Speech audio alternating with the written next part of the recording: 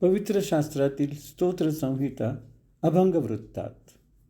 रचना सुरेखा पाठक आणि रंजन केळकर. वाचन रंजन केळकर. स्तोत्र 23 अभंगवृत्तात. परमेश आहे माझा मेंढपाळ, कधी न अकाळ भासे मला.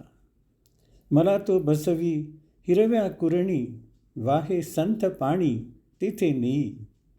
माझ्या जीवाला संजीवन देई, सन्मार्गाने नेई त्याच्या नामे.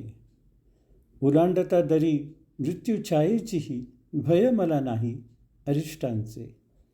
असतोस तूच सदा माझ्या पाठी, आकडी व काठी धीर देती. माझ्या शत्रूंच्या नजरे देखत, वाढतोस ताट माझ्या पुढे.